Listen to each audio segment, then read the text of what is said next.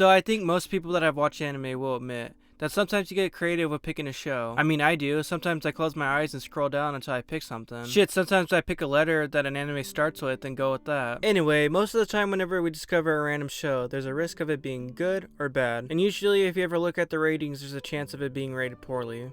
Honestly, I just wanted an excuse to name softball recommendations for anime that have a problem in some aspects, but I still found it interesting in some ways. So I'm making a series called 8 and Below, where I talk about a couple of decent anime that should get more love for different reasons. But just to clarify, I'll be doing this with the MyAnimeList rating system, since it's the most familiar one for anime. I'll be going over series that are rated at most 7.99 or below. This is because I feel that anime not in the 8 or higher range usually get less love unless it's some popular series with clout around it. Anyway, hopefully my explanation made sense. Let's shift gears and get into the first show.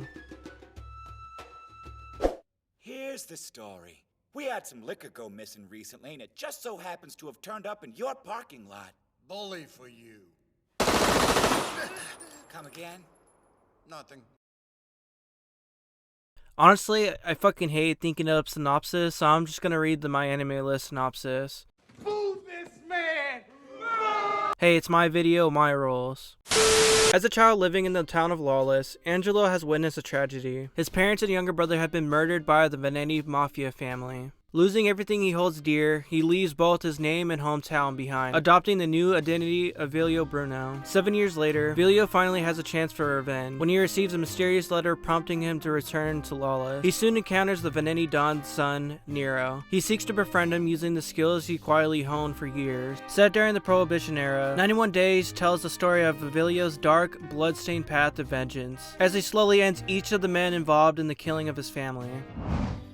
What I loved about the show is that it had a perfect view of a mafia series. It was really reminiscent of the Godfather movies because of how they set up the environment in the show and obviously how the characters acted. Also, it was cool to see the setup in the Prohibition era, so we got to see more of an inside look of how it was back then.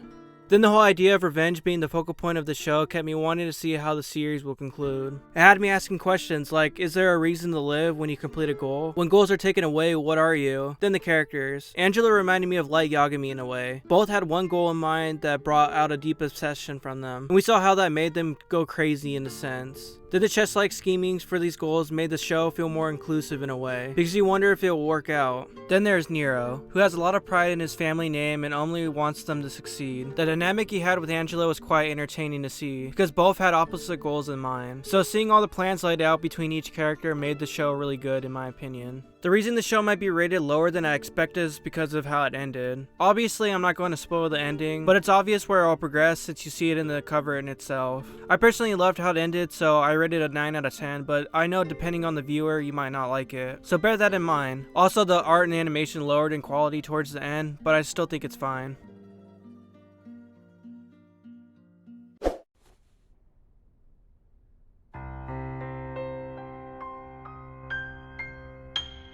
Naruto loves to talk. She loves to express her joys for the dreams she has and talk about things she sees. This, however, turns against her as she sneaks to the castle of her childhood dreams, which is actually a love hotel. Then she discovers her dad driving from this castle with a woman, but to her she thinks he's a prince. So with this wonderful news, she runs home to tell her mother.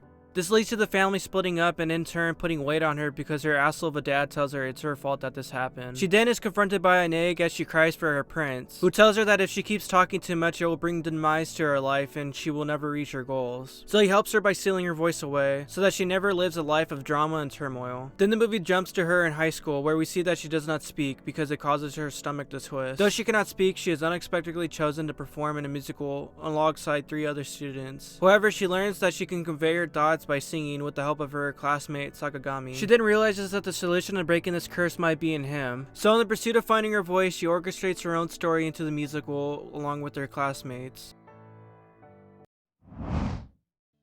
What I loved about this movie were the lessons I learned from it, and how they went about it. Some that come to mind are how impactful words are to a person, how you shouldn't let someone else's mistake impact how you go about things, and how you need to love yourself. Yeah, it's weird that there's an egg and that some things come off as cringy, but it helps convey certain life lessons in an impactful manner. I love the use of imagery to express a character's thoughts. It flowed like wind brushing against you. Then when we get to see the main character slowly change in the lead up to the play, you can see that the weight of how she viewed herself and how she thought people viewed her go away, making making her express herself in ways that no one has ever seen since she was a kid. As she pushes to better herself, it in turn makes everyone around her better as well. Be that relationships, communication, pursuing a goal, overall seeing the growth and all the flawed characters brought perspective to the viewer. My main criticism of this movie is probably how it ended, and at first I thought the plot was cringy. But after a while I was quite interested in it and forgot about it until I started writing this review. Then for the ending, I wanted it to sway a certain way for different reasons, but it didn't happen, so obviously I wasn't pleased. Honestly, it's not a bad ending, it's actually solid. It's just when you set up an expectation throughout the movie, you just kinda expect it to end in that route. But it threw in those twists that caught me by surprise. Honestly, looking back, the ending was quite realistic, since in real life, happy moments might be way different than what you actually thought they would be. Also, I really wanted to slap some of the characters because of how they acted in certain situations. But once again, it did feel more realistic since you saw how flawed they were in several ways. Anyway, I'm done rambling. Despite the criticism, I would say overall it's a solid 7 out of 10 movie. If you're looking for a movie that'll keep you drawn into the plot, then this one is for you.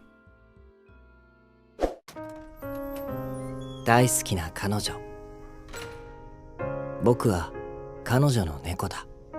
The show dives into the perspective of a cat and its owner. Yeah, that's basically it. What I loved about the show is the simplistic storytelling that made it feel complete, even if the show is really short. Which, if you don't know, it's only 4 episodes long and all the episodes are 7 minutes. Also, this is an alternative version of the first story, which is actually way shorter. One interesting fact that caught me by surprise is that Shinkai Makoto played a part in it. Which, as I said in multiple videos, he's made these movies. It's funny though because he voice acts the cat in the Japanese version, which I wouldn't have known if I didn't write this review. Honestly, I would say you should watch both these shows since they're unique stories of the cats, and I mean, they aren't long at all. There aren't really any complaints that I have besides the animation being basic, so if you're a cat lover or have a cat, then you will greatly enjoy this series. I mean, it's only 28 minutes altogether, but it brings out a lot of emotions from you. I give the first version a 7 out of 10 and the second 8 out of 10. So yeah, watch it. 僕はそんな彼女がとても好きだ。 Well, those are the series that I want to mention. My personal choice for what I'd pick on this list would be 91 Days. It's short, but it also has a lot of story in it, and it's overall a solid show that I'm surprised that it's rated in the 7 range. Anyway, that's everything I have to say. I hope you give these shows a chance because I know you'll love them. But if you enjoyed the video, it would be cool if you like and subscribe. As I progress through this YouTube thing, I really want to keep going up with the quality of videos and introduce cool ideas that will come within the year. So if that interests you, then you might as well join the ride. That's the end of the video, so peace.